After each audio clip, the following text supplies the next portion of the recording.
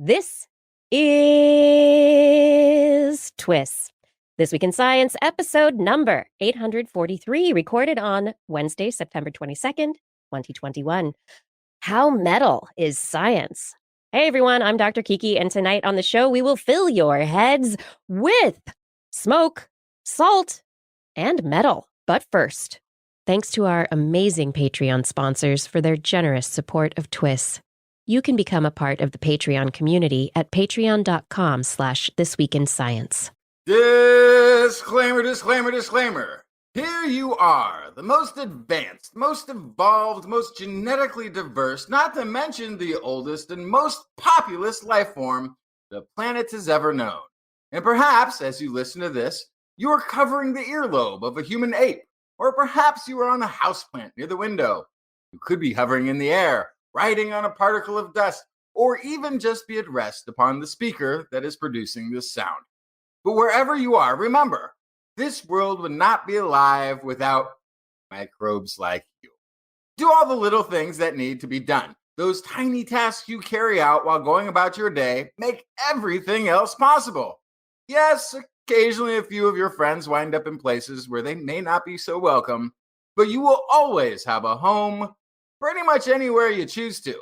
In the water and in the soil, within the niches and on the surface, beneath the bottom of the ocean floor and high aloft the upper atmosphere, on the skin and in the guts of every living creature, and as always, right here on This Week in Science, coming up next. I've got the kind of mind that can't get enough. I want to learn everything. I want to fill it all up with new discoveries that happen every day of the week. There's only one place to go to find the knowledge I seek. I want to know what's happening. What's happening? What's happening this week in science? What's happening? What's happening? What's happening this week in science? Good science to you, Kiki and Blair. And a good science to you, Justin, Blair, and everyone out there. Welcome to another episode of This Week in Science. We are back again to talk about science because that's what we do this week and every week on Wednesdays or whenever it is that you happen to download us to listen. And we are here with another great show lined up. It's been a fantastic week, and tonight I have stories about tiny robots, hot biofuel, and smoke. Lots of smoke. The air quality is really bad. We're going to talk about that. And we have an interview. Dr. Michael D.L. Johnson is joining us to discuss his very metal science. Thanks for joining us tonight, Michael. I'm excited to be here. We're excited to have you here.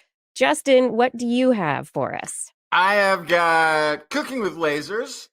I have got high sodium diet kills cancer. That in mice. Dark energy.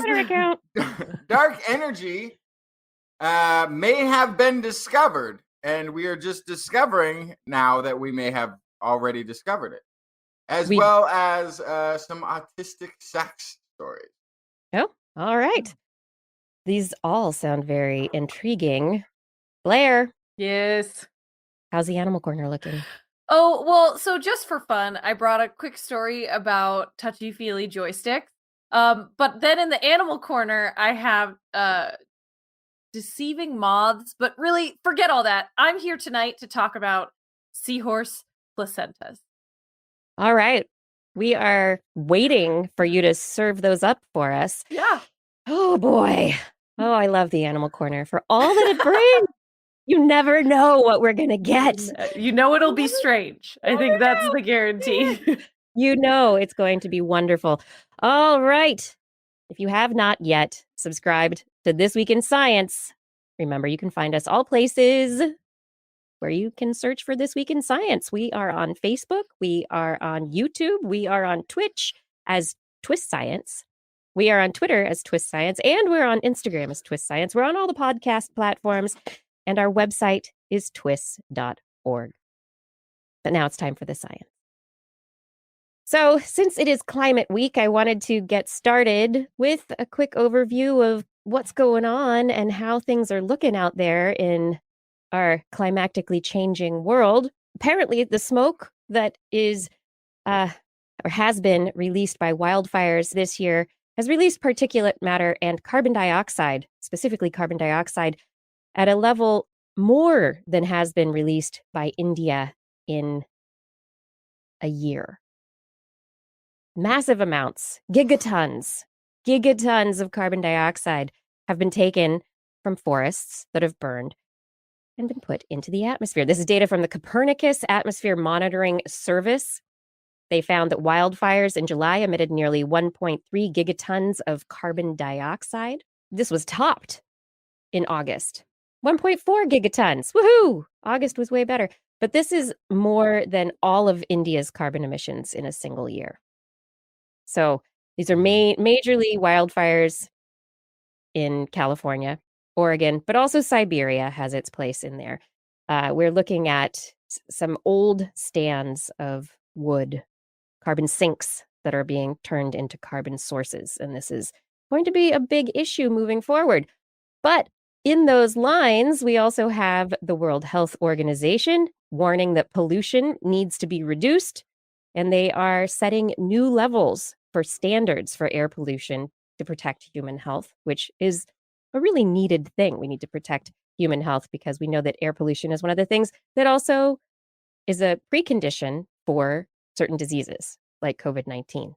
And this week, UN officials are meeting during this climate week in New York City at the UN General Meeting. And there is some good news that's come out of it.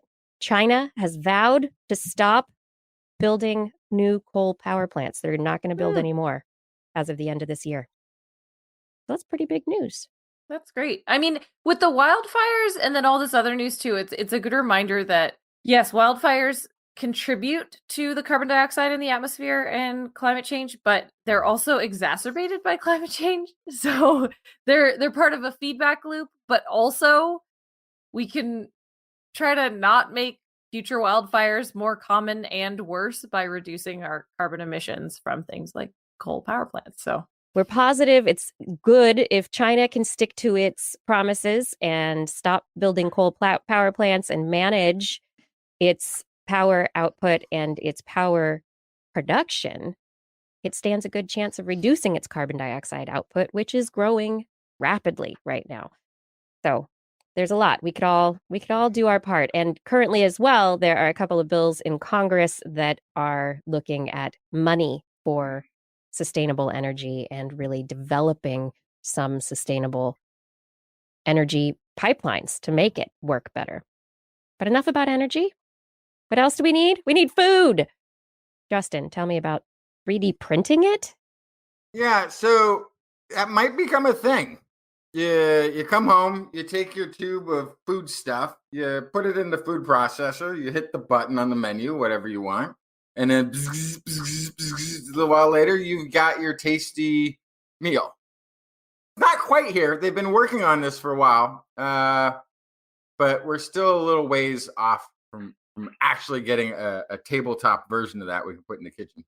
One of the hurdles has been, how do you cook a thing that's just sort of been layer by layer formulated into a food stuff looking thing?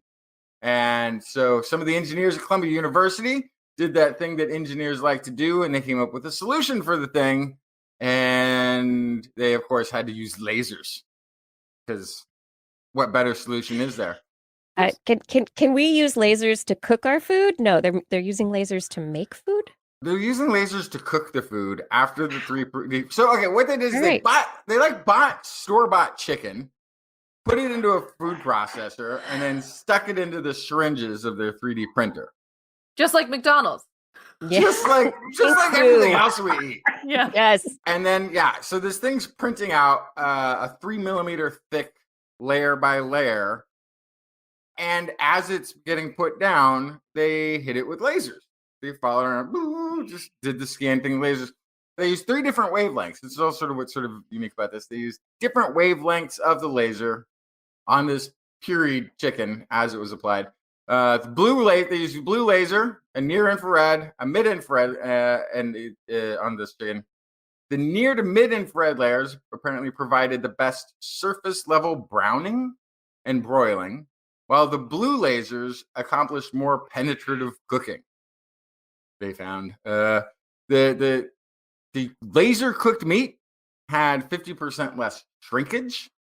It retained double the moisture content. Maybe that's part of the less shrinkage. And it shows similar flavor development to conventionally cooked meat. They claim, and I'm saying they claim as opposed to they discovered, just because I'm highly skeptical of the claim, that participants in the taste test of their lab cooked chicken actually preferred that cooked on the printer.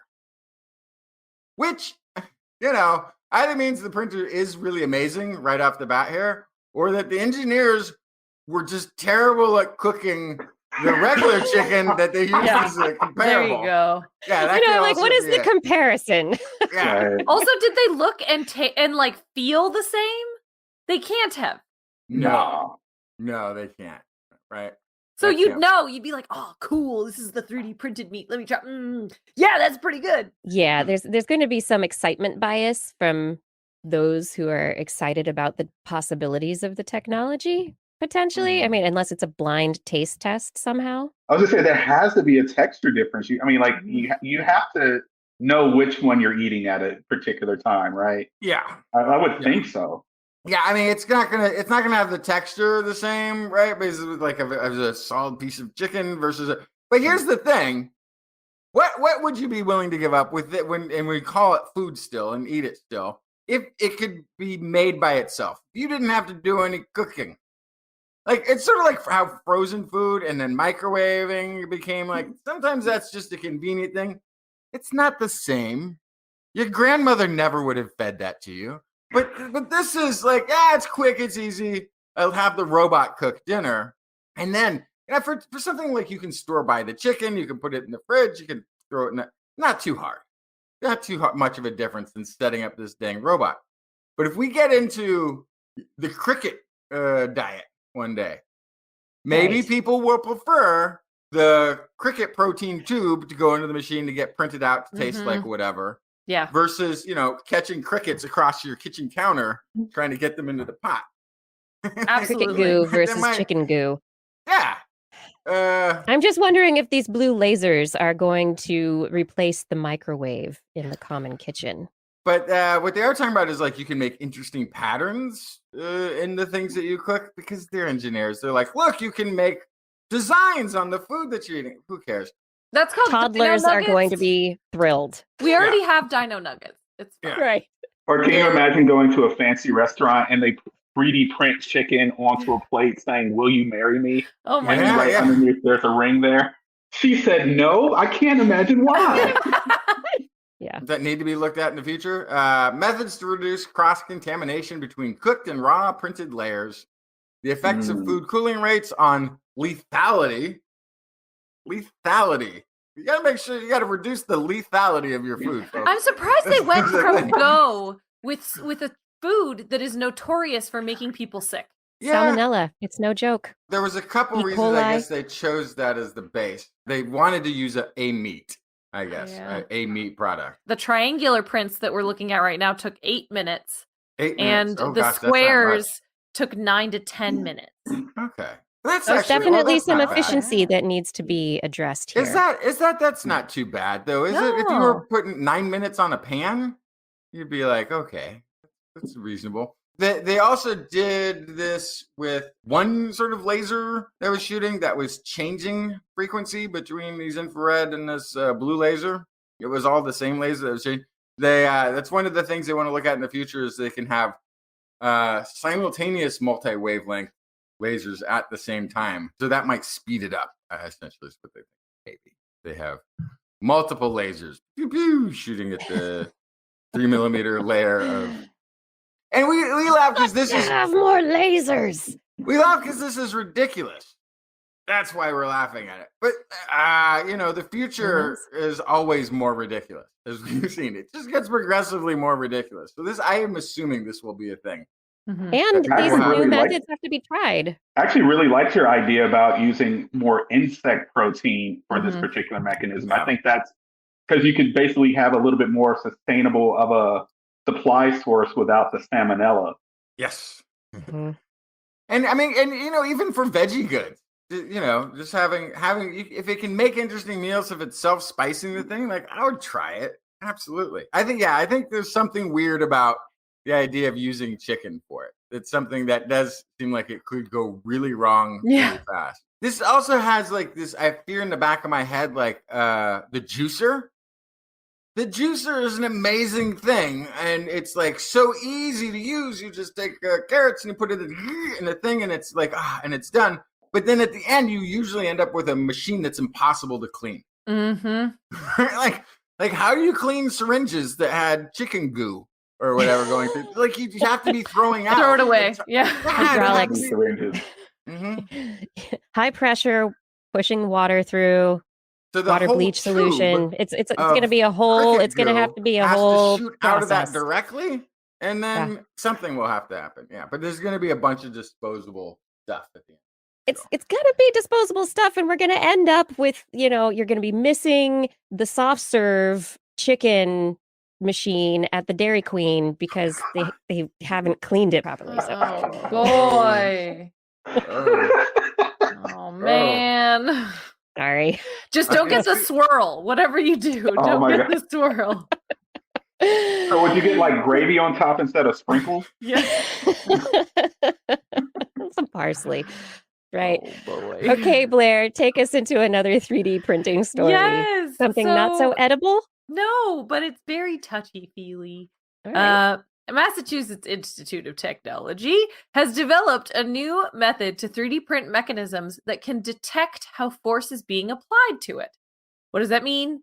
It means that it is a 3D printed interactive input device, like a joystick, a switch, or a handheld controller, and it can be just printed all at once, ready to go. They integrate electrodes into structures made from metamaterials, which are materials divided into a grid of repeating cells. And they, to test it, they created a special editing software that helps them build interactive devices with this new technology.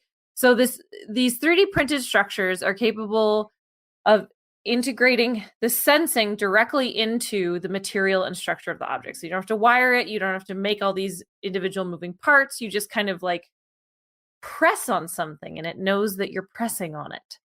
And so this has the opportunity to enable new intelligent environments in which objects can sense your interaction with them. So this is where it gets really crazy.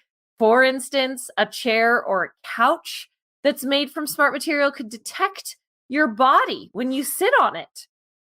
And you could use it to query particular functions, like turning on a light or a TV, or to collect data for later analysis, like correcting or detecting body posture. So this is where it gets kind of dystopian, I think, potentially. So your chairs could interact with you and sense the way that you're sitting. And have you gained weight? Or worse, it's tied into advertising, and it can tell you're slouching, and it's like, hey, try these purchase ideas. 100%. Oh. Yes, absolutely. Yeah, and so these grids of cells that were 3D printed, when a user applies a force to them, some of the cells have flexible interiors, and so they can stretch or compress. And so that's how they can kind of figure that out. And then so they have these conductive shear cells that have two opposing walls, and they're made out of conductive filaments. And then there are two walls that are non-conductive, and so they basically work like electrodes. So in the case of their demonstration, they created a metamaterial joystick with 4 conductive shear cells embedded around a base of a handle in each direction, up, down, left, and right. And as the user moved the joystick, the distance area between opposing conductive wall changes so that the direction and magnitude of applied force can be sensed. That is fancy schmancy speak for they used it to play Pac-Man. Oh. So they successfully used this thing to play Pac-Man. And so, yeah, this is like a crazy breakthrough in 3D printing technology. And I can't wait to see what happens. That's amazing. I can't the potential, like you mentioned here, there are sci-fi stories about those couches that sense your body and then fit based on your size, based on how you are, and they react to you. They react to your temperature. They react. So sci-fi has been thinking about all these things, and imagine a couch that can tell whether or not you're too hot, whether or not the chemicals also that are emanating from your skin are potentially, maybe there's something wrong with you. They're monitoring your health. Your favorite gaming chair is also a doctor's chair. Yeah, you don't your need a joystick tricorder. just goes, You just need your gamer chair. Maybe you should lay off the video games. You are developing carpal tunnel. I can tell by the tensor strength of your hand. Or a couch that just tells you it's time to get off the couch. Yeah. So can it sense weight as well? Like it could sense different weight as well. So it, in theory, would be able to sense if I put down an empty chip bag beside me on the couch. Yes. And Versus then a you full would chip get into bag. those whole advertisements of, maybe I do need some more Doritos. What you do is you have your plate that your 3D printed chicken is made out of this material. And then it can sense when you're running low on your 3D printed chicken, you put it down, it plops out more. There you go. The future is so amazing to imagine. Yeah.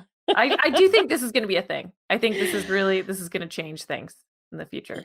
Yeah, I think both of these 3D printing stories are. I think it is hinting at the usefulness of 3D printing, where 3D printing, yes, hobbyists have been able to create, knickknacks and doodads and little structures that enable them to do particular jobs, print little tools.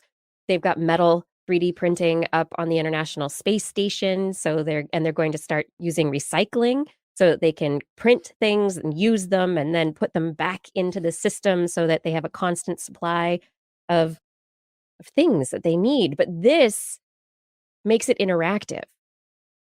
This makes it something that is like this is taking 3D printing in a whole new direction, and it's fascinating. And with what they did with it here, it looks like it'd be a great toy for a kid. And I don't say that to demean it in any way, shape, or form, but it's one of those things that could really get somebody interested in science. And I think that the more of those things we have, the better. Yeah. That, and what a great way to sort of field test the durability. Yes, right.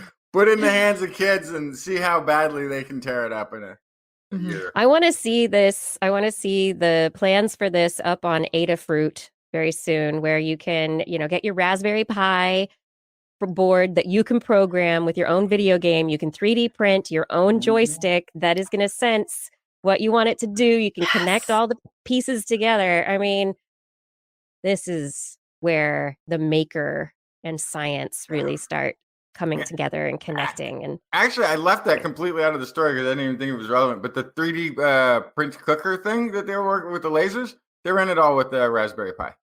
Nice.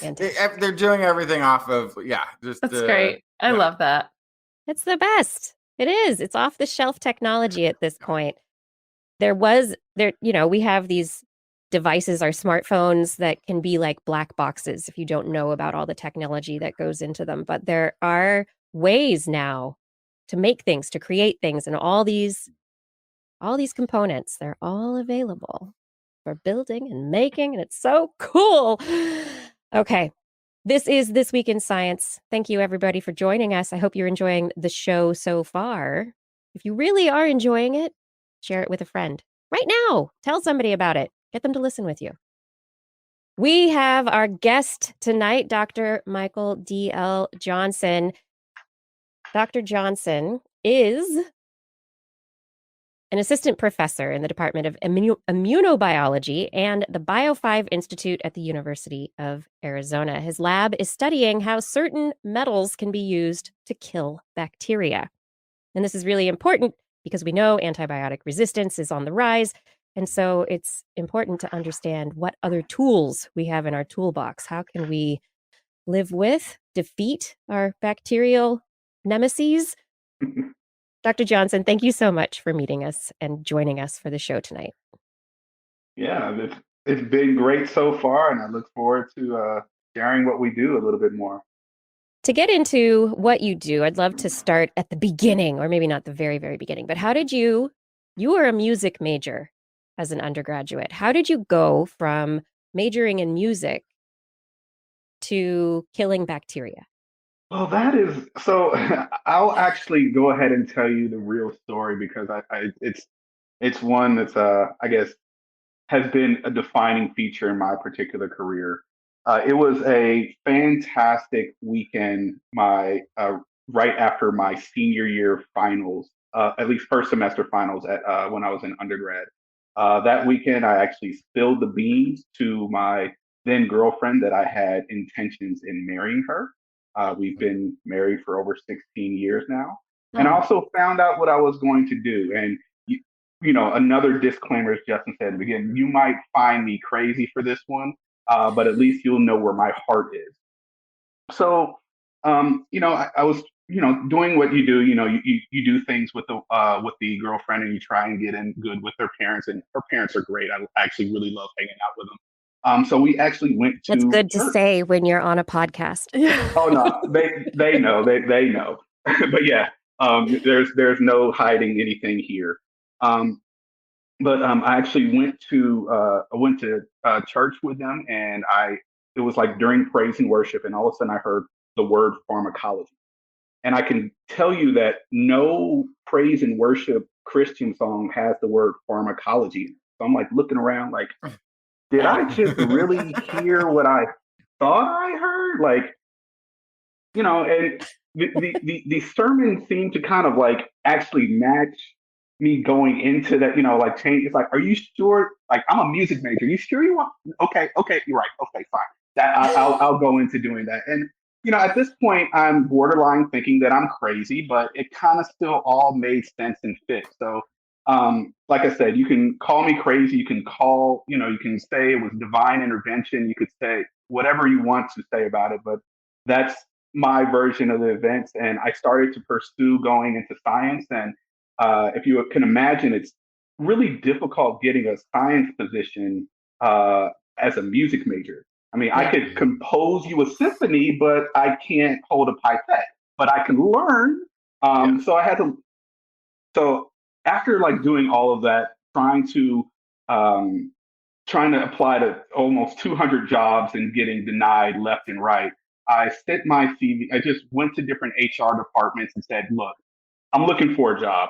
Please help me. And I went to UNC Chapel Hill and in the Department of Microbiology Immunology. And all of a sudden, I got a phone call from a guy named Jeff Frelinger, who was the chair of microbiology immunology. So I went and got a suit because I'm like, this is the interview. This is going to be, my big moment to get a job in science, which will launch my career. And I show up and I go over to the lab manager. I say, I guess I'm a little overdressed from the lab, just trying to make a joke, dad joke conversation. I do the interview and get a call back 3 weeks later saying I got the job. And he's like, in true Jeff fashion, who was my mentor at that time, he said, I didn't hire you because you were the most qualified for this job. You think I'm a music major. I got that. You didn't have to tell me that. I mean, it was really understood, but he's like, I hired you because you had like personality. You talked to the lab manager. And I'm like, did I get hired on a really dumb joke? But I'll take it. So ever since then, things start falling into place. I did I was a technician in his laboratory for 2 years, working on immunology, looking at T cell responses and looking at innate immune responses to a bacteria called Francisella tularensis, also known as rabbit fever. Mm. And I went to graduate school, got my degree in biochemistry, biophysics. So yeah, from music to biochemistry, biophysics, it was I was It's a little jump. Just a little. little bit, very smooth transition. Before we And move on to the science, I have to ask, sure. what was your instrument of choice? So my instrument of choice was trumpet. So I loved playing the trumpet. But if you said you could do, only a few things in music, it would have probably been music composition and music theory. Those were my favorite. I love to compose different songs or arrange things. I did things for orchestras, for singing groups, for marching bands. It was just it was just fun. Do you still play? I do not, unfortunately. It's one of those things where you have kids, you have science, you have like all these things, and it gets hard to do. It gets hard to do everything, but it doesn't make me miss it less. But I don't regret the choices. I think that what I'm doing now is right exactly where I need to be. Now you're writing symphonies of science. Yes. Yes. There you go. You're composing experiments. I'm doing my best, and luckily I have a really good team in my laboratory that helps drive some of those decisions and some of those projects. That's great. So how did you? So you were studying bacteria. You were starting to investigate through the biophysics and biochemistry, looking at the immune system and interactions with bacteria. And at what point did you go, okay, we're going to focus on the metals and what metals are doing? The moment that happened was actually when I was in graduate school, where I studied a protein called PIL-Y1, and we have names for all of these particular proteins that sometimes don't make a lick of sense, but that's what this one is called. What this protein did in particular is it was basically controlling something called pilus extension retraction. So bacteria have these arm-like grappling hooks that they can use to kind of move along on a different surface. Think of it as an army crawl, and it kind of helps them move around, or actually sense their environment. And they also use it to attach to surfaces. So this protein, PIL-Y1, controlled when that pilus was out and that pilus was in. So it controlled motility, it controlled attachment, and it did so in the bacteria called Pseudomonas aeruginosa, which is really well known as an opportunistic pathogen in people with cystic fibrosis, people with who are burn victims, and even more direct in this huge protein of what actually controlled whether or not that pilus was extended or retraction was a singular calcium ion. And I just thought that was the coolest thing. Like one calcium, and I actually made this meme back when I was in graduate school. I had like the Lord of the Rings wording under the crystal structure saying one metal to rule them all, right? And it's just really fascinating how, when calcium was in, the pilus was out. When calcium was out, the pilus was in. And it basically caused this flux it controlled so many things that were necessary for that bacteria to do literally almost everything it needed to do first before it even colonized. Like if you can't attach as a bacteria, you're just going to be coughed out. So it was the initial, point that bacteria made contact with the host, and it was controlled by calcium. And like I said, I thought that was one of the coolest things ever. And I said, well, what else can we find out about metals? And I sought to find out different laboratories to show me. And so when I went to St. Jude Children's Research Hospital, they said, hey, we got this project about copper. And I'm like, I don't know that much about copper, but sure. And sure enough, I fell in love with working with it. And, it's an amazing metal that we use quite often, but, a lot of pathogenic bacteria don't really like. And, that's something that we can use to our advantage. Yeah, I'm just thinking about, metal toxicity is something that's, common. People will talk about having to take chelators to sop up the metal that is building up in their body because one of their organs isn't working properly or whatever. And so is that kind of what you're looking at in the bacteria? Do they get metal toxicity? Is that what happens? That is exactly what happens with them. So one of the things you need to know about metals is the way that they bind to different active sites because things kind of hook together, and metal binding is actually quite promiscuous. So if you look at things like on that row on the periodic table, iron, you have manganese, you have calcium, you have cobalt, nickel, copper, and then zinc. Hopefully I said that in order, otherwise I might lose my PhD. But what they do is they can actually bind to different active sites, but there's one metal, it is kind of an order of stability in which they do that. So copper is actually very stable in a lot of those particular binding environments, and that can be great for us. We use copper in proteins that work for metabolism. There's proteins in the blood that have copper as well. But for bacteria, what ends up happening is those metals get into those enzymes, and it essentially locks them up for the bacteria. So when excess metal comes in, like copper, that's what causes some of that toxicity. Now, this is just one of the mechanisms of copper toxicity.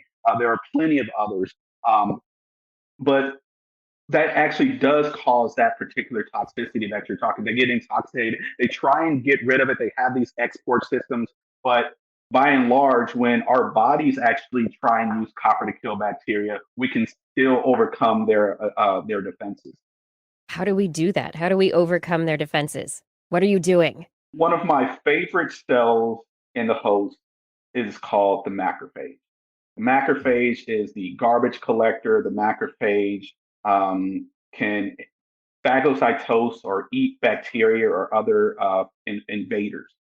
And when it eats that particular bacteria, what it does is it makes this specialized ball of death. And that ball of death is actually called a phagolysosome. It's when the phagosome mixes with the lysosome, and I call it the ball of death.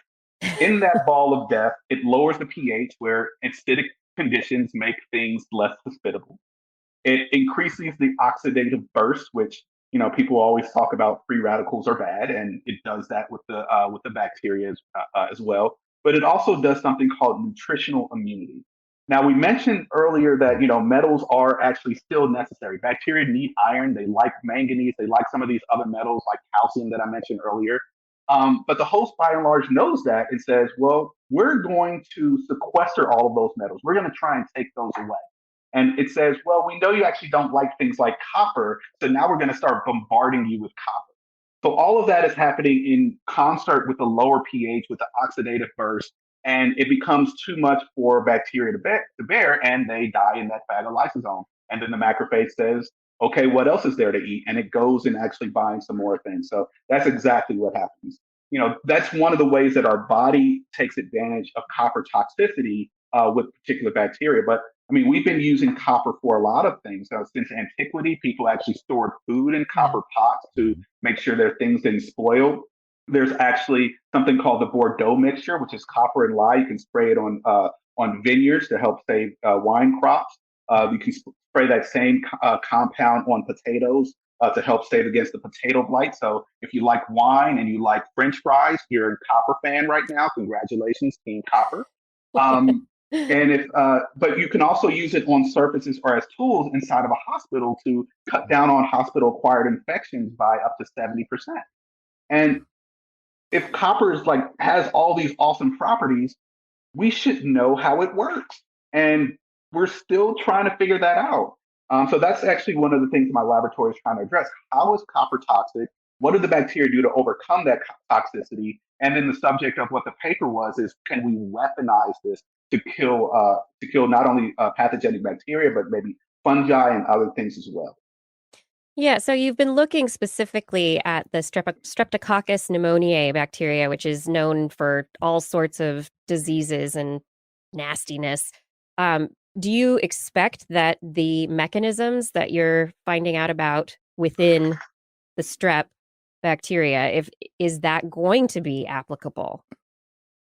So that's one of the things that we really hope will happen here. So, we found a compound that can actually work with copper to kill the bacteria. So if you add copper, that can be bad.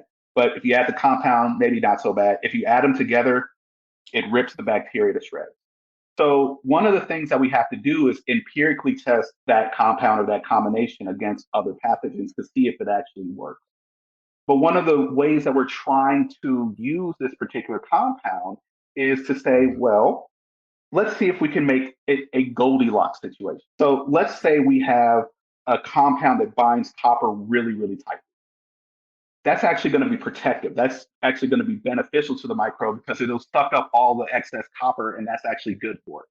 What if you have something that binds it very lightly? And what that does, well, the bacteria has these export systems, and it can still just kind of overcome that. But if you have something that's just right, something that can hold on to it long enough for it to get inside of the bacteria and release it into one of those enzymes and causing the enzyme to break. And again, since it's promiscuous, it's not just a singular target. There's multiple targets that it actually can poison inside of the bacteria. Then you're on to something. So what we're trying to do now is say, okay, can we play with those Goldilocks range for different organisms to see if we can find one that will work for Streptococcus pneumoniae, one that will work for now Strep pyogenes, which is a causative agent of strep throat. Can we find one that works for staph? What about gram negatives? Can we have it work for Pseudomonas aeruginosa? Can we have it work for fungi? And we actually have had our compound work for fungi. There's this endemic fungal pathogen called Coccidioides immitis, also known as valley fever, and it actually works against that. And we're super excited about that because there aren't too many cures for that. So we're trying to play with some of these variables, various conditions to see if we can, almost come with a library and, be able to predict this compound should work, this compound and cocktail should work against this pathogen, and this compound cocktail can work against this other one. We're still far away from that, but you got to start somewhere. Yeah. You got to start with the 3D printed chicken first, right? Right. Start with the 3D printed chicken and then solve antibacterial resistance. Yeah. Well, and that's a big deal, though, because we are getting so resistant. We're not. The bacteria are getting resistant to the things that we've thrown at them in the past. We're sort of selecting for a super robust next current wave of bacteria that our antibiotics are working on less and less and less. And people forget because it was so long ago that bacteria killed more people than anything else. Just infection was like a leading cause of death in the world for forever. And this is you cut the paper cut could be lethal. Could be lethal if you got the infection. That could just be it. And we kind of wouldn't be afraid of any of that. We put on a little Neosporin. At the worst case, we'd have to go and do an antibiotic treatment if we got a really bad infection. But we take it for granted that the science and medicine have already figured that out, and it works forever. And it's getting overcome. The estimates currently are by 2050 that antibiotic resistance deaths will outnumber cancer deaths. Yeah. So that's the current prediction. Yeah, it's kind of a crazy number. And then you complex that with the antibiotic resistance is going up, but the production of antimicrobials that is being invested in is actually going down because it's just literally getting harder and harder because you make this antibiotic that targets this one protein inside of a bacteria. And then all of a sudden the bacteria says, well, I'm just going to change how I use that protein. And now your drug doesn't work anymore. So one of the things that we like about this particular approach is that copper can basically mismetallate or poison multiple different targets, which makes it a little bit more difficult for the bacteria to adapt or a way around that. And if it can adapt a way around that, then hopefully we don't ever see that day. Yeah, but if there are multiple targets, maybe it can adapt away from one of them or maybe even a couple of them, but getting away from all of them is going to be that much more difficult. So, yeah. That is our hope. Well, that's a great approach. This is a great strategy. And so along with this, the targeting effort that you're making, would it be used in conjunction with antibacterials that we currently have? Would it be like, oh, you're going to take amoxicillin and this copper treatment, or is it a standalone that you foresee working all on its own, or do you have any idea? So I would definitely say it wouldn't be a standalone. I think that it's one of those things that if you can give the host a competitive advantage to kill those bacteria, why wouldn't you do that? And one of the things that we're trying to do now is understand, what the mechanism of how this compound works. Like, how is it poisoning the bug? What is it doing to the bacteria that is causing, such problems? And if we can do that, then perhaps we can actually predict which antibiotics to pair it to, so that we can actually give really a nice knockout blow. So instead of jab jab, it's uppercut uppercut. And that's really what we're trying to do here. I don't think there's I think there are lots of seats at the table to try to eliminate certain pathogens, and trying to say that this is the only way and it'll be my way or the highway. It's just, I don't know, that would be a weird take. Yeah. Doctor, and by the way, weird take. we have for sale at the end of this interview, Dr. Justin's, not a real doctor, copper tincture for what ails you. 1 out of 1 researcher who we quoted said, "Why wouldn't you?"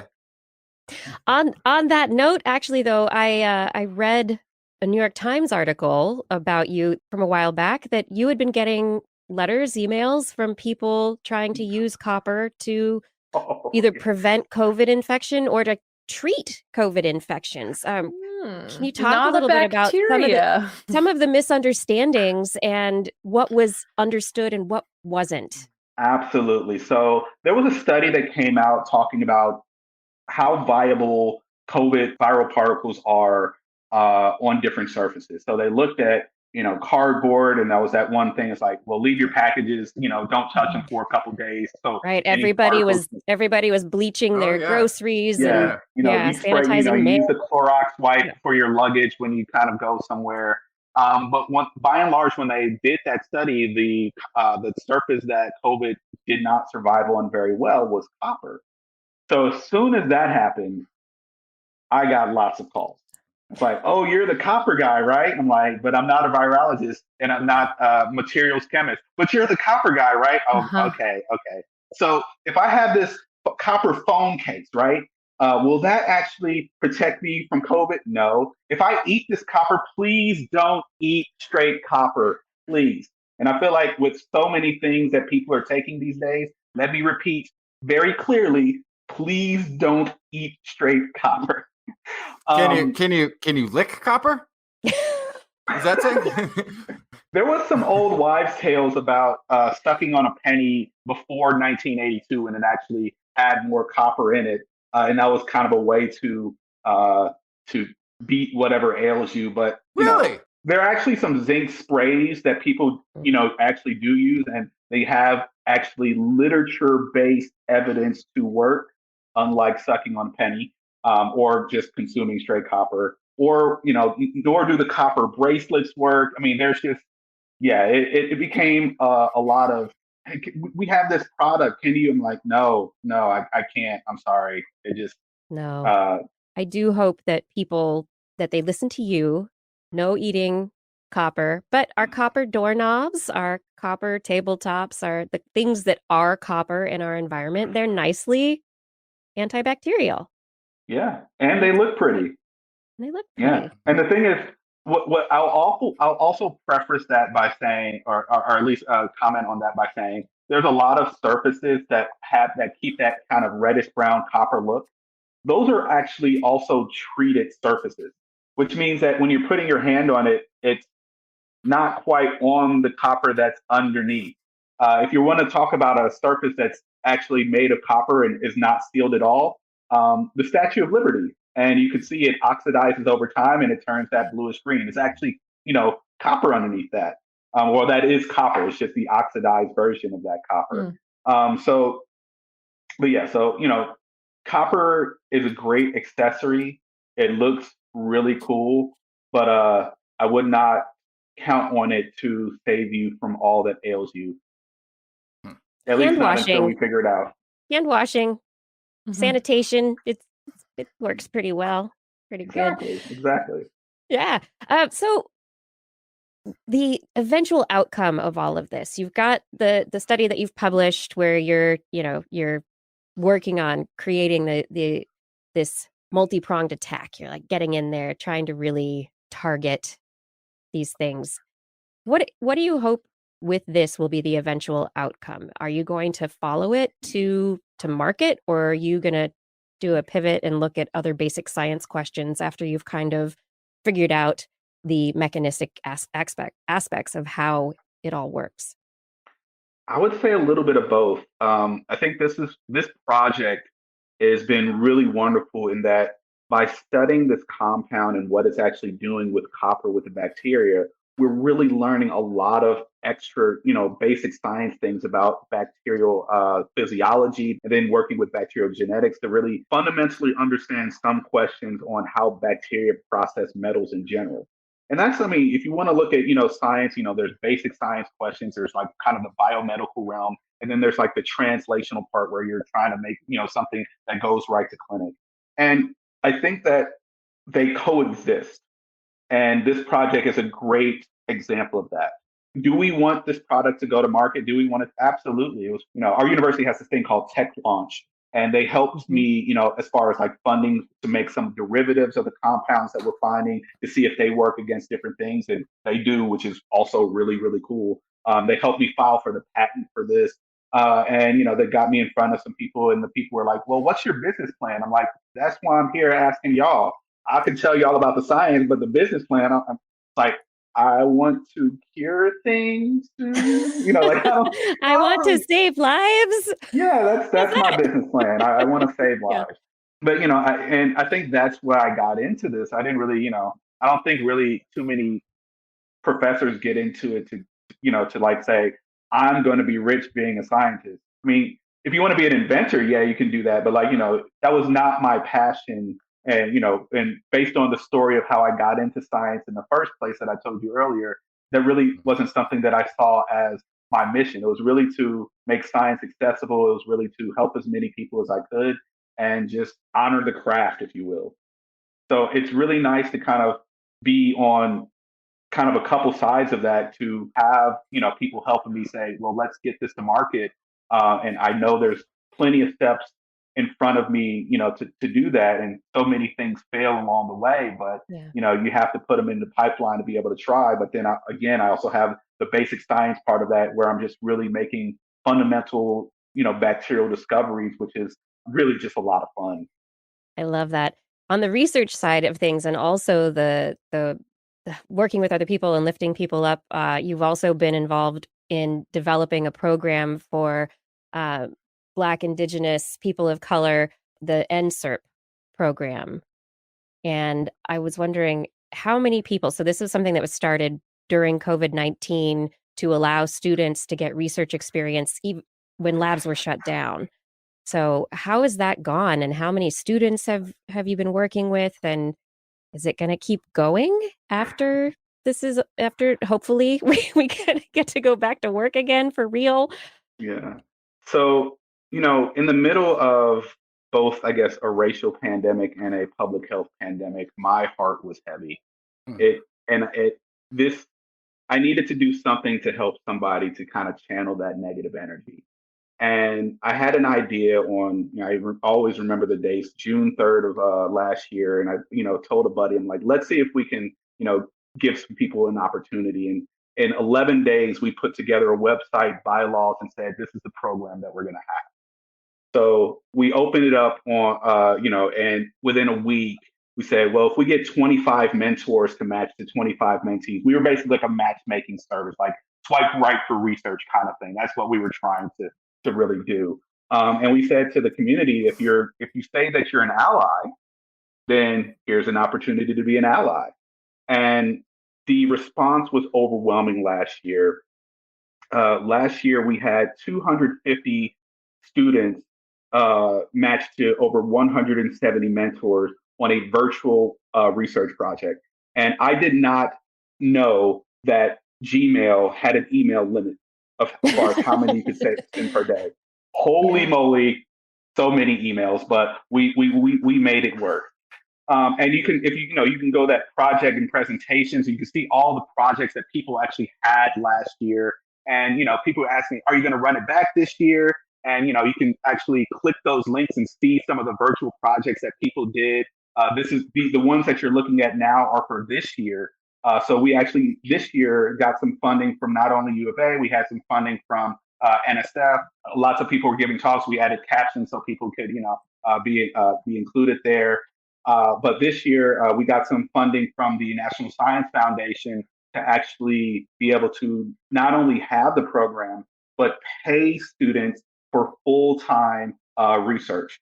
And one of the reasons why this is really important is because COVID, hopefully, fingers crossed, one day will go away. But when we asked the question to some of the students in our program, we said, look, independent of COVID, would you have been able to travel to go to a summer research program? And 33% of them said no. And an additional 25% said, I'm not sure. And the reasons for those are family obligations. They have to take care of loved ones. They might have a health, something that's going on, just inaccessibility to get somewhere, transportation. So we said, this program's not going to be for them. We're going to make sure that we meet people where they are. And I think that that's one of the things that's lost in science so much is that accessibility point. And, we had these students that were hungry, willing, really, really eager to participate, do some great science. And, the mentors had some great research projects for them. So this year we had 66 mentees to 64 mentors, and all of them were paid full time for the 8-week program at living wage. We had it $15 per hour for that. Some of them were coming to science for the first time. Some of them had never touched a pipette before, but we had them coding, learning different how to read microbiomes and compare all the stuff. And, it was really great. We also had a professional development course for them so other, BIPOC and Latinx speakers speak to them on their science, and also professional development, things like research and responsibility and conduct. We had the other thing as far as meeting people where they were. We had people who were afraid to sign up because they didn't have a computer that worked. They couldn't sign up because they didn't have a webcam. So we bought them computers. We bought them webcams. Fantastic. And we hope to goodness that the grant that I just put into the NSF gets funded so that we can run this program back for the next 3 years. I think this template of virtual research can work. I think in person is always going to be, great. That interaction is going to be fantastic. But for those who don't have that opportunity, we can meet them where they are, and we can have this virtual program for them, and they can succeed, and they can, get experience, and this can be the launching pad for their particular careers.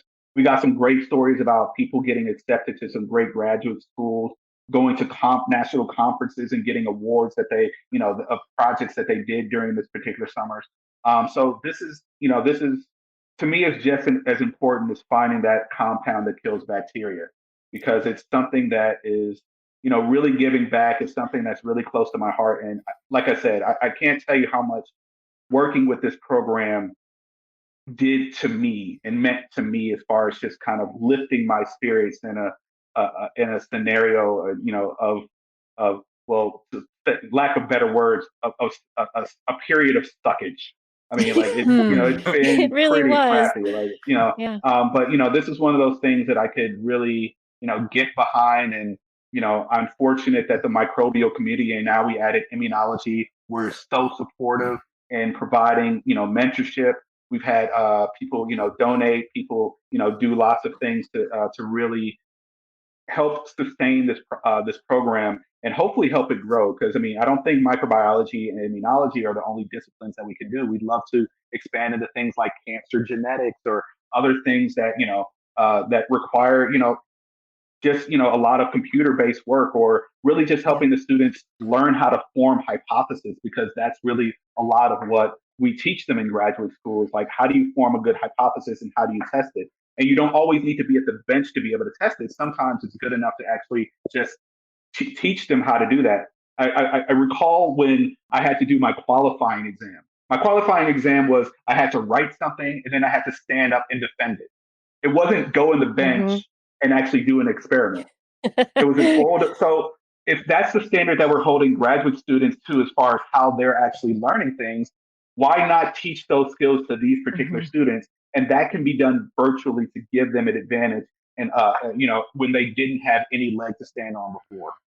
And as a model moving forward, even, remote work, remote learning, this would be another part of that. And like you said, enabling people who might not be able to travel across the country to an internship for a summer. Maybe the internship that they want isn't going to pay a living wage. How are they going to be able to manage that?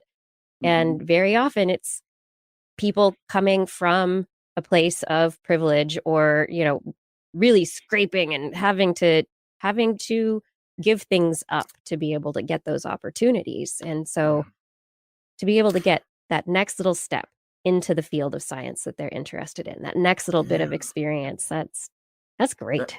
And very much like the copper that persists after the initial encounter with maybe one or two bacteria. It can persist in that environment, spread its effect.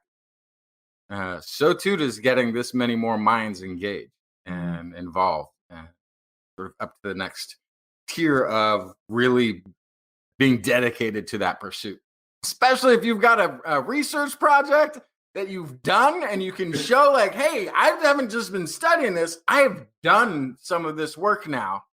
Yeah, it's a good reminder that science is only as good as the people doing it in a lot of ways. And I think that, I'm reminded of a story that we talked about on the show a while ago where ornithologists for hundreds of years were white men.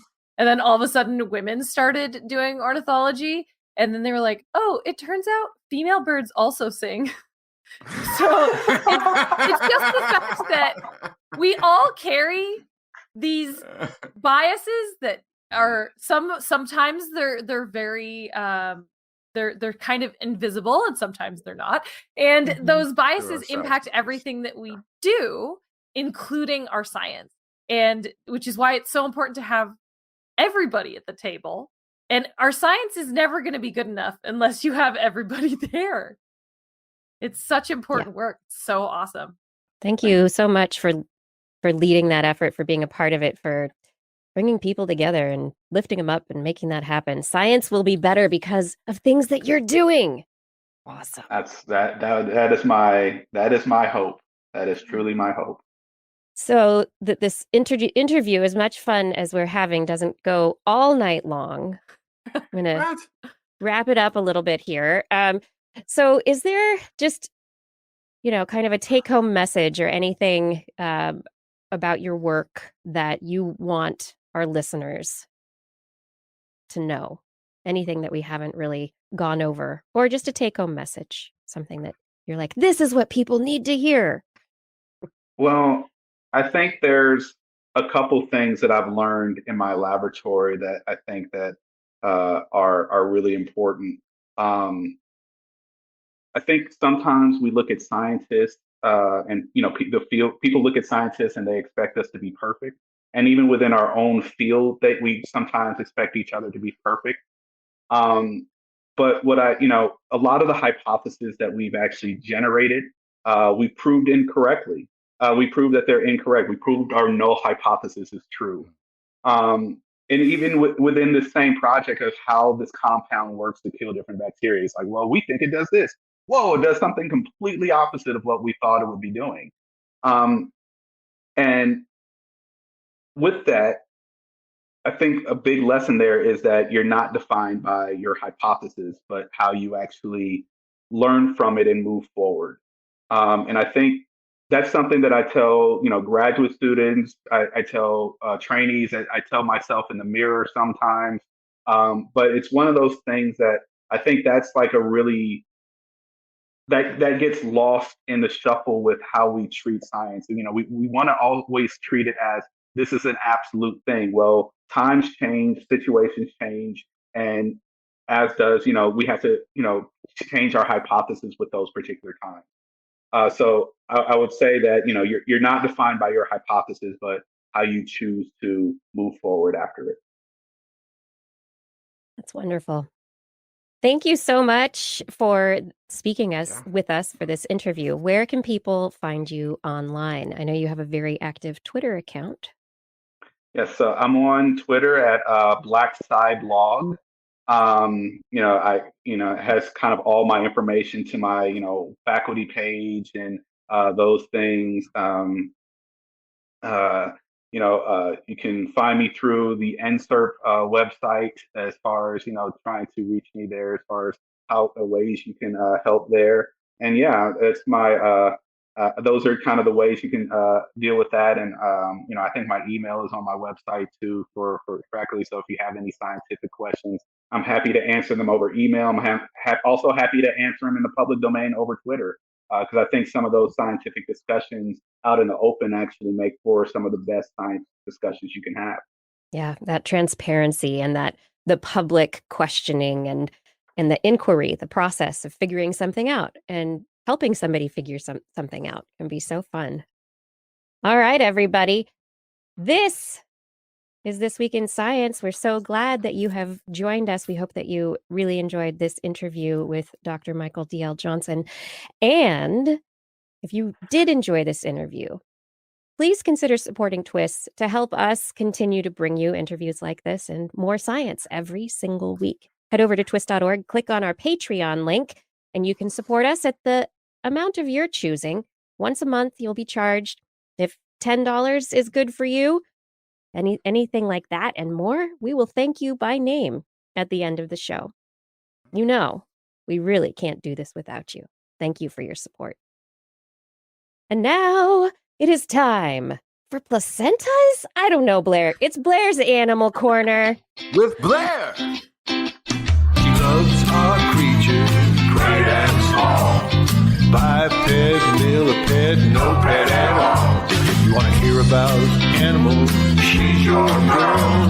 Except for giant pandas and squirrels. There's Animal Corner. What you got, Blair?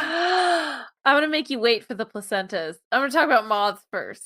Okay. I know. I just want to make sure I have enough time to talk about the placentas because it's a thing. But first, I want to talk about moths and the evolutionary arms race that is over 65 million years old between bats and moths.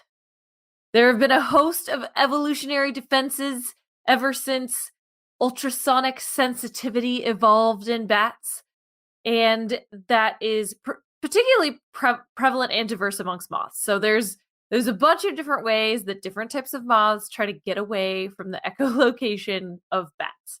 Some shift the frequency of their calls or some of the bats will shift their frequency of their calls to a spectrum that a moth isn't sensitive to, so they don't even know they're echolocating and they can sneak up on them. Other bats have decreased the amplitude of their calls, basically whispering as they echolocate. Shh, you can't hear me, moth. And then the moths themselves have started to do things to try to evade these bats. And in particular, I wanted to talk about a type of moth that has found a way to create an acoustic decoy. So how do you create an acoustic decoy? They're not like throwing their voice, but what they're doing instead is it's almost like throwing a bat off of the scent based on sound with the structure of their wings. So their scales on their thorax are really good sound absorbers. So first of all, that can kind of deafen the sound a little bit. So less echo returns to the bat from the moth's body. So this allows the insect to kind of disappear. But this new research, so we've known about that for a while, this new research was all about the scales on moth wings and that the way that they are structured, they can dissipate sound energy that is used during echolocation. So they basically, they're kind of curly and folded in a way that makes the sound bounce back in a different direction or a different way to confuse the bats. So in some cases, they amplify the sound. It's louder and it comes at them in an unexpected direction. And they're like, what is over there? Then the moth can disappear. So this is all based on their wingtips. And right now, Kiki's showing two different types of moths, the hind wing decoy and the forewing decoy. So this is two different moth strategies for doing that. So in one case, we have this moth that has this like long finger kind of coming off of the back of their wing. And so that it allows them to kind of confuse the shape of the moth. But this other one, this curled wing on the top, kind of closer to the head on kind of the fingertips, if they were bat shaped instead of moth shaped. Try to paint a picture for our listeners. That one is this one that has this new structure that has never really been studied. So this is the one where there's this acoustic tomography, and they were able to map it with special software so that they could see exactly how the sound goes back. And so they found that it just confused the heck out of the bats. They created this image of a moth using sound, and they were able to see which parts produce loud echoes, which parts produce weaker echoes, which parts are invisible based on echolocation. And what you come up with is something that really doesn't look like a bat at all. So it is enough that the bats are kind of like, oh, nothing to see here. And they can just kind of move along. So so right now we're projecting the image, which I recognize also to everyone else probably looks a lot more relevant. I'm told there's red in this picture, and that is where it's especially loud. It's fine.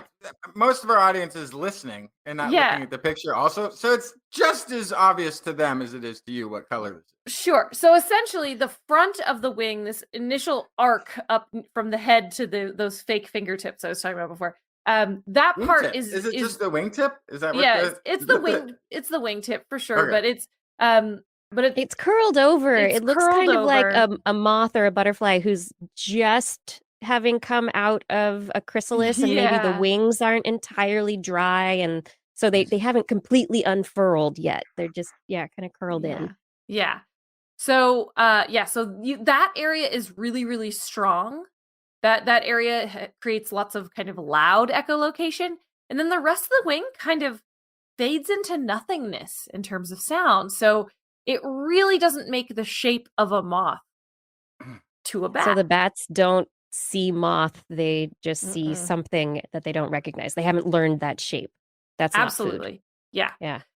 Yeah. And so essentially this is a new way of kind of cloaking that moths have been doing that scientists have discovered. The question is next, of course, A, what can we do with this technology? Is it helpful? I don't know. Just some food for what kind thought. of cloaking technology will this? I mean, we've already got planes with odd angles on their surfaces that are supposed to be. Yep. But then the cloakable, second but question is, yeah. will bats evolve to adjust? Yeah. Probably. is the Probably. answer. Yeah, if you told me if like next week you're like, yeah, so bats and moths are now using lasers on each other. Yeah. Like, it wouldn't surprise me. I mean, they've had 65 million years. It's a lot of time to do your homework. Anyway, forget about these moths. Let me talk about seahorse placentas. Woohoo! Let's get into it. Why is the phrase seahorse placenta weird? Any takers? Because go ahead, Justin. They're in the ocean. They're in the ocean. Things like if the ocean stuff is born in eggs. So first of all, they're fish. Seahorses are fish. A lot of people don't realize that. Fish, generally speaking, there's a lot of asterisks on this statement, come from eggs. Right. So why would they have a placenta? Okay, there's another reason that phrase is weird. Seahorse placenta. Is it because the males carry? Bingo. So Nice work. They're one of a very, very select club where the males carry the babies. So in seahorse copulation, females actually have an ovipositor that looks kind of more like the usual male mating device to deposit, since ovipositor, egg depositor, to deposit unfertilized eggs into a male seahorse's pouch. The male seahorse then releases sperm into the pouch. And then those eggs are fertilized, and that male carries those babies as they gestate, as they grow until they hatch. So this is extremely strange for a bunch of reasons, but the real one being that this is not really, I wouldn't consider this an internal process. It's a pouch that is essentially an outcropping of part of their skin on their tail. It's not like a uterus. Fanny pack? It's like a fanny pack. Exactly. Thank you, Justin. That is an excellent descriptor for this. It's like a fanny pack. It's outside of the body. So Seahorse placenta, insane statement for 3 reasons. It's a fish, males, and also it's outside of the body wall. So all of those things together make this crazy. So let me It's tell like you a about it. marsupial fish. It's like a marsupial fish. Yes.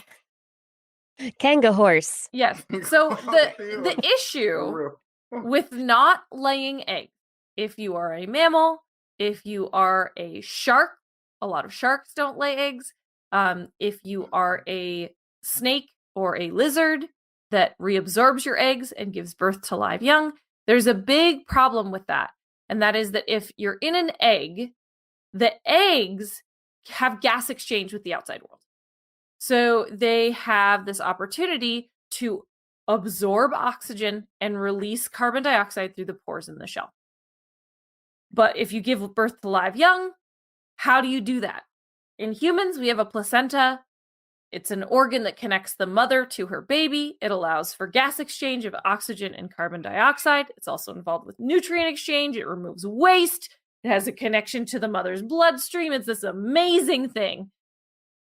Not a lot I feel like the general public, and especially people who haven't grown a placenta in their own body at some point, don't understand how complex and beautiful the placenta is and what a crazy thing it is that it provides to the baby. So I'm just throwing that out there. Do a quick Goog if you're not aware of what placentas are up to, because it is fascinating. Regardless, I digress. That's how mammals take care of their baby. And there's a placenta we're showing on the screen right now. Probably looks kind of like what you thought a cartoon of a kidney would look like, but it is its own thing. So that's males. In sharks, a lot of sharks have live birth, and a lot of them have really long gestation, like 12 months. And so they develop a placenta, something akin to a placenta. It's not exactly the same as a mammal one, but there is an umbilical cord. It joins the mother to her babies. Some lizards form a similar structure. So it's something that is not totally way off base outside of mammals. But what is weird is, again, this is in a pouch outside of the male's body, just kind of like a skin pouch, skin fanny. So in seahorses, we already know the males go through lots of weird changes, similar to those seen in mammalian pregnancy in females, related to their blood and all sorts of other things while they're growing these babies. And so researchers took seahorses who were raising babies in their pouch, and they looked at them under a microscope at various stages of pregnancy. First of all, found blood vessels growing inside the pouch. Whoa, very cool. The distance between the father's blood supply and the embryos also decreased dramatically and continued to decrease as pregnancy went on. That improved efficiency of transport between the father and the embryos, could provide nutrients, could do all sorts of things. And all of these changes that they saw were kind of analogous to something that you would see in a uterus with a placenta during mammalian pregnancy. So they didn't have a physical structure, but they had the same mechanisms going on inside the pouch through the skin that was like they were turning the lining of the pouch into a placenta. So this is wild. We knew nothing about this. This is all new information. There's still a lot to learn. The next step is to kind of look at how the nourishment of these babies works during pregnancy, really mechanically how that works. But for starters, this definitely shows there's a morphological change in the seahorse brood pouch that is very similar to what happens in a mammalian placenta. Right. It's the reconstruction. Like, this isn't going to be taken over for a little while. We're going to remodel for a little bit. Yes. We got to put some new furniture in here for a bit. We're going to little different purpose maybe than you've been using it for a while. Yeah. You don't need to store your supplies over there anymore. We're going to put something else over here. And then babies are born and it goes back to the way it was. It's amazing. And then you can actually move all that furniture that got squished into one corner back to where it was before. Exactly.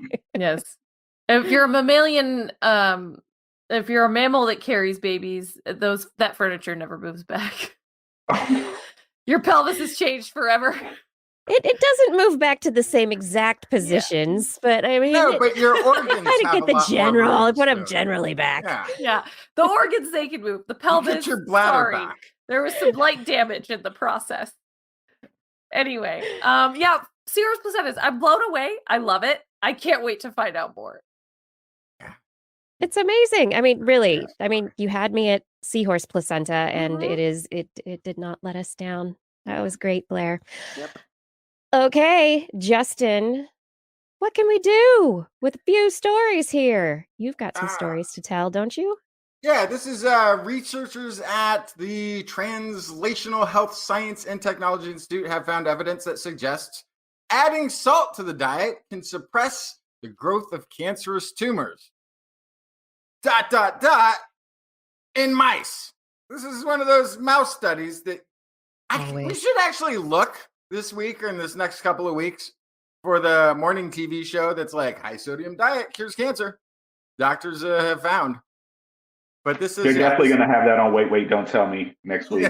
They love those kind of stories in the opening. But this is a pretty interesting. This is published in the journal Science Advances. They feed tumor-afflicted lab mice a high-sodium diet and compared tumor growth with mice on a normal diet. Part of the reason is there's an association with a high-sodium diet that leads to inflammation, also high blood pressure and increased risk of heart attack. So if you're trying to avoid heart attacks, don't go on a high-sodium diet, kind of it. But they wanted to look at and see what was going on with tumor growth with all of this inflammation and thing that was going on. They found that mice on the high-sodium diet had an increase in bifidobacterium probiotics. That led to an increase in the type of immune cells that attack cancerous tumors. They also found an increased ability to inhibit PD-1 proteins, which have been found to prevent T cells from attacking tumors. So they kind of got rid of the protein that was protecting tumors and increased the amount of immune cells that were there available to attack it. And this was through a probiotic. Well, how does this probiotic getting to tumors? Closer look showed that the high sodium diet made the gut barrier leaky. And having a leakier gut barrier allowed more of the bifidobacteria to move from the gut to the sites where the tumors were located. They also found that once the bifidobacteria made their way to the tumor, crosstalk between the bacteria and the immune cells that were attacking the tumors resulted in more successful attacks. This is a coordination on a level of things we have in our bodies that we just don't even realize was doing all this heavy lifting. Right. So they also found that conducting fecal transplants from mice on high sodium diet to those of normal diet also improved their ability to fight the tumor growth. But I guess that was just sort of skipping ingestion, really, at that point. Also, what was interesting, researchers found that instead of a fecal transplant, maybe you could consider eating less salt. Or more, in this case. More. No, this is high sodium is leading to this. High sodium is leaky, right? Yes, is the leaky, it which makes is the helping. Leaky gut, and then you have the bacteria get in and they kill the tumor. See, this is what I was going to say. They don't kill the tumor, but somehow they are communicating in a way that's helping to coordinate the attack and suppressing the thing that would suppress the attack. It's good for cancer, but bad for cardiovascular health and other. Hang on, but hang on. The leaky gut, that is not something you want generally. We don't know that, though, because this is what we're learning, is that all the things that we think we know, that all these assumptions we have. Justin, you don't want the word leaky related to anything inside your body. More permeable. It is more permeable. Thank you. There we go. More convenient pathways. Yeah. There's a lot of literature out there that actually defines, so you have like all these different types of bacteria. You have bacteria that are commensals, which is kind of what we think of those good microbes that we have. You have like some that just kind of don't really do anything for us, and they're just kind of hitching a ride. You have things that are like pathobionts, things that like are on our skin, and if things go wrong, then that's when, they wreak havoc. Things like C. diff. We have lots of C. diff in us, but once we are, like we clear out some of the microbiome, then that's kind of when they go crazy. And then you have your very virulent bacteria, things like bubonic plague, which don't really care. They're just there to try and kill you. But with the commensals, they're not, and that's the thing, they might not be trying to kill you. They're just in the wrong place. They're not supposed to be in you. They're doing the thing they would normally do, and it's like, oh, this is killing the host. What's wrong with this host? I'm highly convinced that Yersinia pestis are just evil. They're just out for blood. But at least here, there's a lot of literature about different commensals that actually do help prime the immune system. So there's things like Stigmentis filamentous bacteria that help, like, maybe your neutrophil response, or, to kind of help you clear, like there's bacteria in your gut that can actually prime you to help clear a respiratory infection. So the connection between microbes in your gut and the rest of your body is actually really, really fascinating. And it's basically them reprogramming immune cells to do their job more efficiently, or in some cases, not more efficiently. So here, it's nice that they're a little bit more efficient in how they're, trying to kill the cancer. Yeah, and there's also always this idea that the leaky gut, or the permeable gut, was an injury situation which allowed for infiltration from the gut into the bloodstream, and then they found motor proteins that were grabbing bacteria and bringing them in. So there's some mechanism in there that's like, no, we actually need that to happen in certain situations. But there's a little bit more to this, because researchers also found the opposite to be true in a scenario. So researchers also found that low sodium diet worked in conjunction with cancer fighting drugs that showed an increased ability to reduce the tumor growth. So the big disclaimer on this thing also is, if you're taking a drug treatment, don't go for the high sodium diet. A low sodium diet was actually more effective, because the drug interaction was probably on a model that didn't include bifidobacteria suppressing a thing and doing another job. So your drug treatment is taking a different pathway to the solution of reducing the tumor, and it prefers a lower sodium environment. So again, or the drug pathway is making your gut leaky and letting the bacteria in. Well, could be. Yeah, no, that's a great, like, I don't know if that was seen or studied, right? So, but the entire world of our guts and our microbe interactions and how they affect disease we have just started to scratch the surface of this. So anybody who is interested and thinking about doing a scientific pursuit by going, oh gosh, they've already figured out everything. No. All of science throughout the history of all science is just a setup for you to make some big discoveries. It's all just been that platform for you to actually find the real stuff that we've been edging towards all of these years. Other mystery that's being used, being delved into, dark energy. Okay, so dark energy, mysterious force in the universe that's causing it to accelerate. This is that thing that's 68% of the energy in the universe. 27% is dark matter, and then whatever's left over, that little bit, is all the stuff we see and interact. So dark energy is this huge mystery. This is we may have discovered it a while ago and just not figured it out. The Xenon 1T experiment deep below Italy's Apennine Mountains was a study that was designed to detect dark matter. And it had some results and stuff, but there was these weird hiccups, this sort of noise in the system that they kept trying to get rid of, because it didn't really, it was like an interference or something wasn't working right. And now they're looking at it and modeling it, and they had all these different things that it could have been. I know it's sort of by eliminating all of the things that all the hypotheses, there were a bunch of null hypotheses that took place. I think it's this. I think it's these this energy, these, what are they called? The axions or whatever it is, these little particles created by the sun. It could have been doing the thing. By eliminating all of these and ruling them out of their models, kind of the thing that was left was maybe that's dark energy. Maybe that's the dark energy being created by the magnetic field of the sun. And it's still kind of early because we've known about, well, this is the quote from Dr. Sunny Vagnozzi, Cambridge's Calvi Institute for Cosmology. Despite both components being invisible, dark energy and dark matter, we know more about dark matter since its existence was suggested as early as the 1920s, while dark energy wasn't even discovered until 1998. So large-scale experiments like Xenon 1T have been designed to directly detect dark matter. By searching for signs of dark matter hitting ordinary matter, dark energy is even more elusive. And then this is Dr. Lucia Vicinelli.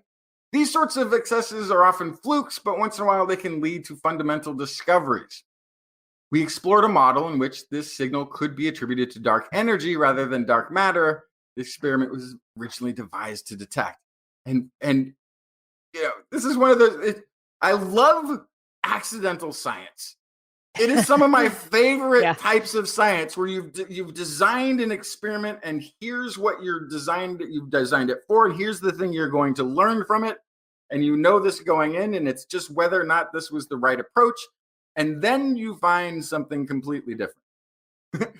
Then your experiment found caught a parameter of nature in this case that you weren't even expecting. So they still have to keep looking into this to make sure this was not a fluke. They need to sort of recreate the experiment or maybe refine it to try it again. But very exciting that we may have accidentally discovered the most elusive and predominant energy in the universe.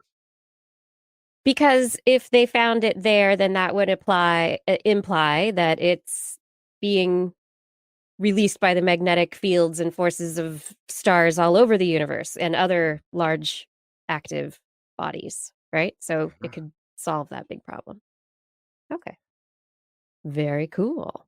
And then the last story I've got for the evening, this is new research, also University of Cambridge, suggests that autistic individuals are less likely to identify as heterosexual and more likely to identify with a diverse range of sexual orientations, more so than non-autistic individuals.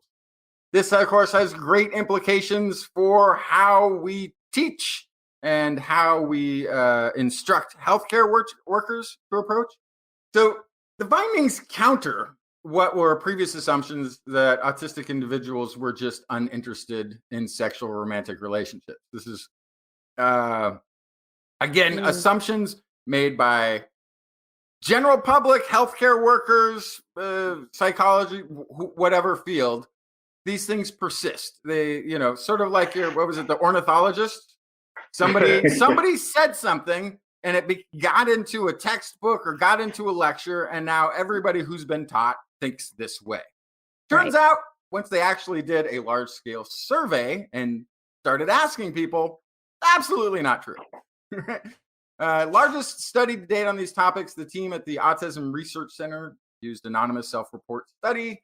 The survey to study the sexual activity, sexual orientation, and sexual health of autistic adults. Overall, they had about 1,100 to 1,200 autistic and 1,200 non-autistic adolescents and adults. This huge age range, 16 to 90, provided information about sexual activity. Results showed majority of autistic adults, 70% autistic males, 76% of autistic females engage in sexual activity.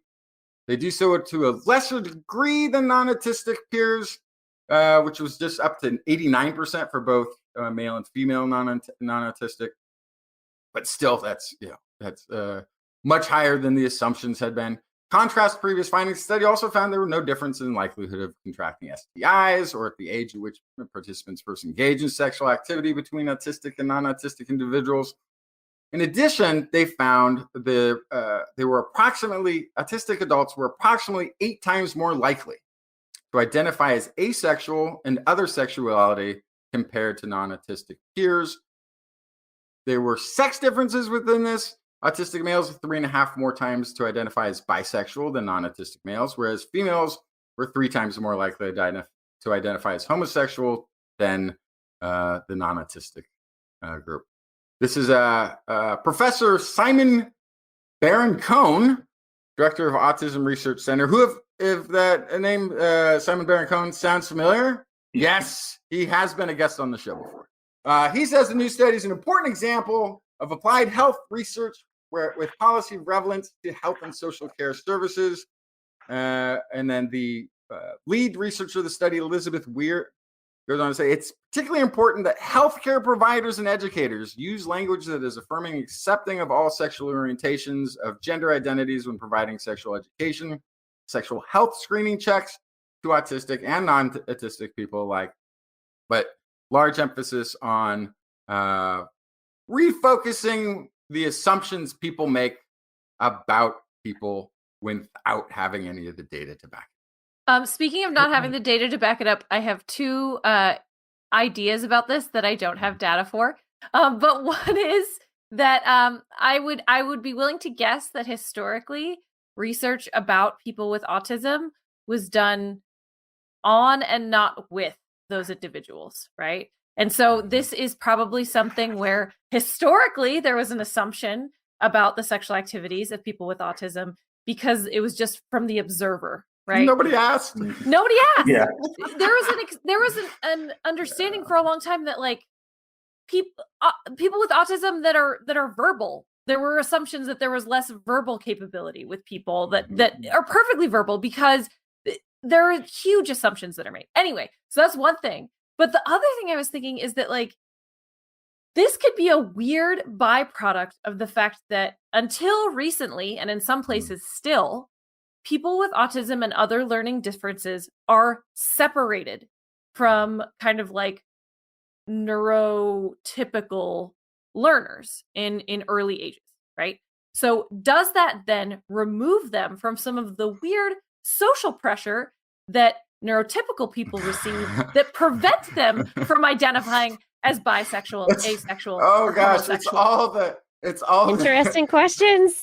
I love just that. throwing I it love out that there. take. I do love that I was take. really thinking that second take as well. It's so interesting, having kids and kind of hearing them talk about Yeah.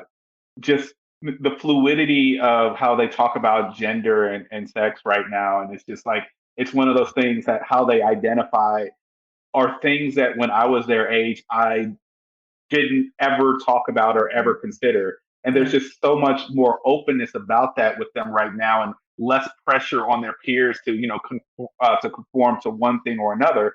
So your point as far as like taking them out of that pool makes a lot of sense to me. Mm-hmm. Yeah, I would be more likely to say that like the ratios that we see in the people with autism are probably closer to what Gen Pop would be if people weren't like all the peer pressure.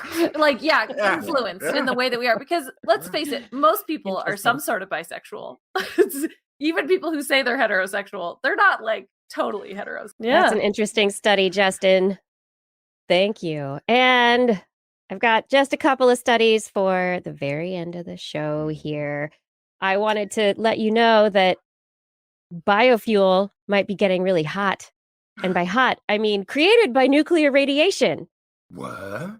Yeah, engineers at Lancaster University have published in Communications Chemistry, and they have proposed a process to generate a biofuel additive. So it'll be a sustainable additive called Solkitol, and it would use waste from biochemical and nuclear industries. So the idea would be to use nuclear waste radiation and the heat that comes from that to do the processing, to power the processing for this biochemical biofuel creation. So it would be taking waste products from 2 dirty industries and using them to create sustainable biofuels out of waste organic products.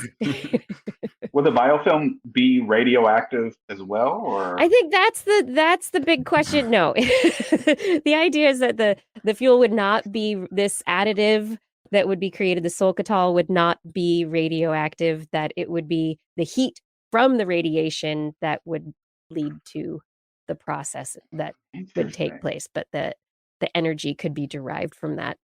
And the idea is that the manufacture of this biofuel could be integrated at nuclear waste sites or And they on the called way it out. Socatal. Solcatal is what they call it. Yes. Okay. Yeah. So pretty fun stuff there. It's maybe, taking dirty industries and hopefully turning them into something a little bit more positive and sustainable in the Yeah, end. if we can, if it turns out all of this this nuclear waste that we're storing in these leaky compounds around the country can actually be used for something positive, that would be great news. Would be great. Yeah. Right? Oh, it's not just going into a hole in the ground, it's also continuing to do work. Hey, who knew? Yes. And then the littlest, teeniest, tiniest robots have been created. It's a winged microchip, and it flies. Perfect. Oh, This is what we needed. This is what we needed. Smaller than an ant. These no. researchers publishing in this last week's issue of Nature from Northwestern University have basically put wings on microchips and given them the power of flight using the biological principles after watching petaled seeds fall to the ground from trees. Imagining devices that could be used, tossed out into the environment with sensors to measure and find out. Yeah, that's what is it's for. To Yeah. measure. Exactly. We now welcome our new robot overlords. Yes. And they will litter the ground. But they won't, because these engineers are aware of the issues of pollution and the fact that they would be creating these devices to potentially track air pollution, air quality, oil spills, all sorts of Fires in the fires. remote forest. Yeah. Yeah, where they could be dropped and be used to gather information and monitor.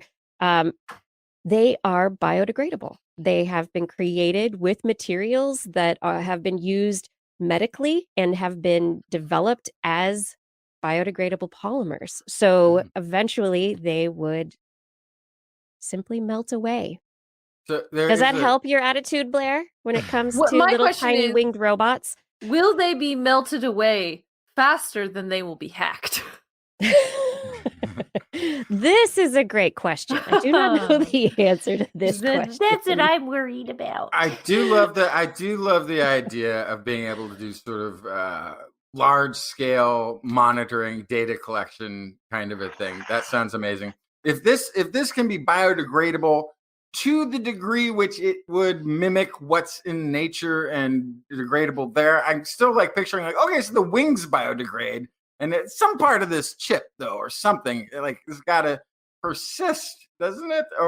But if not, if it can actually truly biodegrade it in the way that nature wants it biodegrade, not the way that we think about it, as in, right. I don't the see human the garbage biodegradable anymore. as opposed to Yeah. everything else. Exactly. Yes. But they're working on that. So it's good to know that there are researchers working on these robots that could be deployed into the environment, these sensor devices that they're not just potentially throwing them out there and causing more litter and pollution and damage to the environment, that they are thinking about how to do it in a way that works with the environment. Fingers crossed, more research. There's always more questions and more research to be done. Yeah. Oh, and by the way, researchers discovered how we make associative memories. There are a whole new group of cells that they just discovered in the brain, in the memory center of the brain, and they are basically powered by dopamine. So every time you make an association between like a smell of coffee and that test that you were studying for, what's happening is dopamine is actually involved and is triggering, stimulating these cells within your brain to make an association. The researchers did not even think that dopamine would be involved in the memory circuits because dopamine is supposed to be the reward circuit. What the heck? Dopamine is involved in things that are important for learning and survival. So I Because am they not want to reward surprised. you. Your brain's rewarding you. Yes, it Yeah. rewards it. Yeah. It rewards you, but it also is making a note. It's saying this is important. This is different. Watch out. The dopamine is like a little tag that says, okay, this is a thing. And now we know it's involved in memory. So all those people who are like, I'm going on a dopamine fast. Really? Do you really want to do that? I don't know. They won't remember it. Yeah, they'll forget that they're on the diet quick. Yeah. But this is always fascinating to me when you're talking about the brain kiki, because it always informs me that all the things that I think I am as a human being who's doing this conscious effort to exist, there's this other part of the brain that's forcing me to do it. Like, Yeah. I'll forget to eat, but the brain is like, no, your stomach is now going to grumble, You're and I'm going to pull hungry. these levers that make this dumb ape survive, whether the it brain knows behind how the to or curtain, not. Justin. Yeah. There's a brain back there. The brain, Have yeah, we done it? Never mind the brain behind the curtain. We've done it. We've talked about lots of science. Oh, gosh. Oh, we talked about so much science. It's been an amazing couple of hours. This has been so great. Thank you, Dr. Johnson, for joining us this evening and continuing the around. conversation with us. It's been so great getting to speak with you. It's been really fun. It's really been fun. And you have done the TWIS trifecta of Almost. He hasn't done commenting after on show the yet. Oh, that's right. That's a quadfecta. It's the after show. But the intro part, then the interview, and then the after part contributions as well. So that's not every guest goes to that length to participate. hat trick. So thank you very much. Yeah. All right, everybody. I want to say thank you to people who help with the show. Fada, thank you so much for your help with show notes and with social media. Identity4, thank you for recording the show. And I would like to say thank you to Gord and Arenlore and for all the other moderators who keep our chat rooms safe and happy places to be and talk about science and learn new things. And Rachel, thank you so much for your assistance and for editing this podcast. And I do want to say thank you to our Patreon sponsors. Thank you to Kent Northcote, Rick Loveman, Pierre Velazar, Ralph P. Figueroa, John Ratnaswamy, Carl Kornfeld, Karen Tazi, Woody MS, Andre Bassett, Chris Wozniak, Dave Bunn, Vigard Shefstad, Hal Snyder, Jonathan Stiles, a.k.a. Don Stylo, John Lee, Ali Coffin, Maddie Perrin, Garv Sharma, Shu Brew, Don Mundus, Stephen Albaron, Dale Myshak, Stu Pollock, Andrew Swanson, Fredis104, Sky Luke, Paul Ronovich, Kevin Reardon, Noodles, Jack, Brian Carrington, Matt Baste, Sean and Nina Lamb, John McKee, Greg Riley, Mark Hessenflow, Gene Tellier, Steve Leisman, a.k.a. Zima, Ken Hayes, Howard Tan, Christopher Rappin, Dana Pearson, Richard, Brendan Minish, Johnny Gridley, Kevin Railsback, Flying Out, Christopher Dreyer, Artyom, Greg Briggs, John Atwood, Hey Arizona, Support, Aaron Lieberman for Governor, Rudy Garcia, Dave Wilkinson, Rodney Lewis, Paul, Mallory Sutter, Philip Shane, Kurt Larson, Mountain Sloth, Jim Drapeau, Sarah Chavez, Sue Doster, Jason Olds, Dave Neighbor, Eric Knapp, EO, Kevin Parachan, Aaron Luthen, Steve DeBell, Bob Calder, Marjorie Pete, Paul Disney, David Simmerly, Patrick Pecoraro, Tony Steele, Ulysses Adkins, Brian Condren, and Jason Roberts. Thank you for all of your support on Patreon. And if you are interested in supporting us on Patreon, head over to twist.org and click on the Patreon link. On next week's show, we are going to have Bill Schutt as our guest. He's going to be talking about his new book, Pump. Can't wait for that. Yeah, we will be back Wednesday, 8 p.m. Pacific time, 5 a.m. Central European time, broadcasting live from our YouTube and Facebook channels and from twist.org/live. Hey, do you want to listen to us as a podcast? Maybe while you lay in a field and watch seeds float to the ground. Just search for This Week in Science where podcasts are found. If you enjoyed the show, you can get your friends to subscribe as well. For more information on anything you've heard here today, show notes and links to stories will be available on our website, www.twist.org, and you can sign up for our newsletter. Yeah, you can also keep your eyes peeled on TWIS.org for calendar pre-orders for 2022 coming very soon. You can also contact us directly. Email Kirsten at thisweekinscience.com, Justin at twistminion@gmail.com, or me, Blair, at blairbaz@twis.org. Just be sure to put TWIS, TWIS, in the subject line, or your email will definitely be mashed up and stuffed into a 3D printer, and we won't recognize what comes out the other end. Oh, gosh. We might like how it tastes. I don't know. Yeah. You can also hit us up on the Twitter, where we are at TWIS Science, at Dr. Kiki, at JacksonFly, and at Blair's Menagerie. We love your feedback. If there's a topic you would like us to cover or address, a suggestion for an interview, a haiku that comes to you in the night, please let us know. We'll be back here next week, and we hope you'll join us again for more great science news. And if you've learned anything from the show, remember, It's all in your head. This week in science. This week in science. This week in science.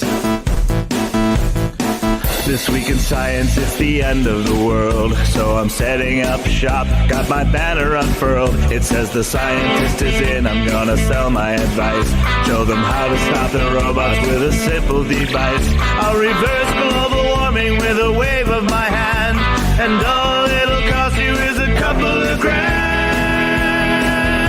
'Cause this week's science is coming your way. So everybody listen to what I say. I use the scientific method for all that it's worth, and I'll broadcast my opinion all over the earth.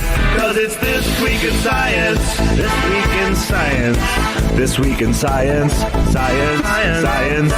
This Week in Science. This Week in Science.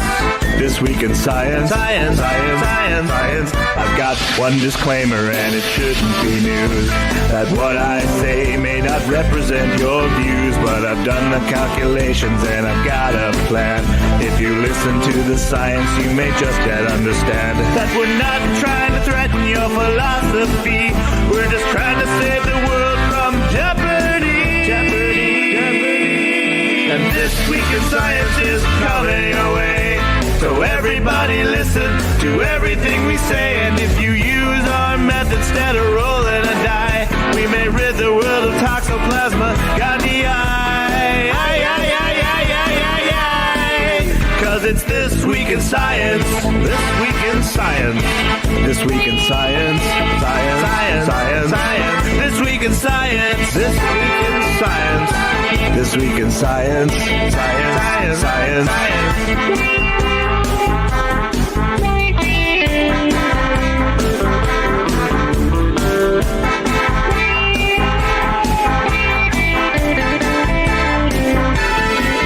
Got a laundry list of items I want to address, from stopping global hunger to dredging Loch Ness. I'm trying to promote more rational thought, and I'll try to answer any question you've got. But how can I ever see the changes I seek when I can only set up shop 1 hour a week? This Week in Science is coming your way. You better just listen to what we say, and if you've learned anything from the words that we've said, then please just remember it's all in your head. 'Cause it's This Week in Science. This Week in Science. This Week in Science. Science. Science. Science. Science. Science. This Week in Science. This Week in Science. This Week in Science. Science. Science. Science. Science. This Week in